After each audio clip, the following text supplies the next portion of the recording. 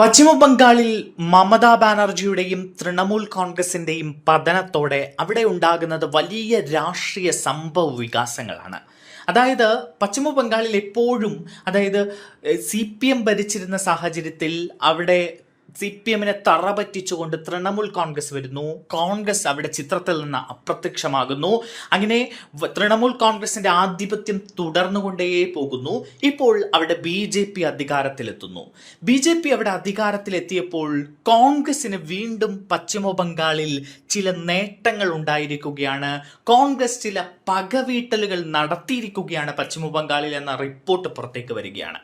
പശ്ചിമ ബംഗാളിലെ കൂച്ച് ബിഹാർ ജില്ലയിലുള്ള മെഗ്ലിംഗജ് മുനിസിപ്പാലിറ്റിയുടെ ഭരണം തൃണമൂൽ കോൺഗ്രസിന് നഷ്ടമാകുന്നു എന്ന റിപ്പോർട്ട് പുറത്തേക്ക് വരികയാണ്. വെറുതെ ഭരണം നഷ്ടമാവുകയല്ല, ഇവിടെ രസകരമായ ചില സംഭവങ്ങൾ നടക്കുന്നുണ്ട്. ഇപ്പോഴത്തെ മുനിസിപ്പാലിറ്റി ചെയർമാനും തൃണമൂൽ നേതാവുമായ പ്രഭാത് പട്നി പാർട്ടി വിട്ട് കോൺഗ്രസിൽ ചേർന്നിരിക്കുകയാണ്. കൊൽക്കത്തയിലെ പ്രദേശ് കോൺഗ്രസ് കമ്മിറ്റി ഓഫീസിൽ വെച്ച് സംസ്ഥാന അധ്യക്ഷൻ ശുഭശങ്കർ സർക്കാരിന്റെയും മറ്റു മുതിർന്ന നേതാക്കളുടെയും സാന്നിധ്യത്തിലാണ് അദ്ദേഹം കോൺഗ്രസ് അംഗത്വം സ്വീകരിച്ചിരിക്കുന്നത്. മെഗ്ലിഗഞ്ച് മുനിസിപ്പാലിറ്റിയിൽ ആകെ 9 വാർഡുകളാണ് ഉള്ളത്.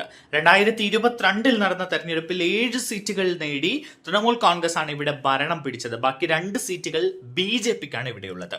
താൻ കോൺഗ്രസിൽ ചേർന്നതിന് പിന്നാലെ മുനിസിപ്പാലിറ്റിയിലെ ബാക്കിയുള്ള 6 തൃണമൂൽ കൗൺസിലർമാർ കൂടി ഉടൻ തന്നെ കോൺഗ്രസിലേക്ക് ചേരുമെന്നാണ് പ്രഭാത് പട്നി വ്യക്തമാക്കുന്നത്. ഇതോടെ മുനിസിപ്പാലിറ്റിയുടെ ഭരണം പൂർണ്ണമായും കോൺഗ്രസിന്റെ കൈകളിലാകും. നിർണായകമായ ഒരു മുനിസിപ്പാലിറ്റിയുടെ ഭരണമാണ് പശ്ചിമ ബംഗാളിൽ കോൺഗ്രസിന്റെ കയ്യിലാകാൻ പോകുന്നത്. അങ്ങനെ കോൺഗ്രസിന് അതൊരു വലിയ ഉണർവ് തന്നെയായി മാറുമെന്ന കാര്യത്തിൽ സംശയമില്ല. 3 വർഷം മുൻപ് പുരുലിയ ജില്ലയിലെ ഒരു മുനിസിപ്പാലിറ്റി ഭരണം കോൺഗ്രസിൽ നിന്ന് തൃണമൂൽ കോൺഗ്രസ് സമാനമായ രീതിയിൽ കൗൺസിലർമാരെ കൂറുമാറ്റി പിടിച്ചെടുത്തിരുന്നു.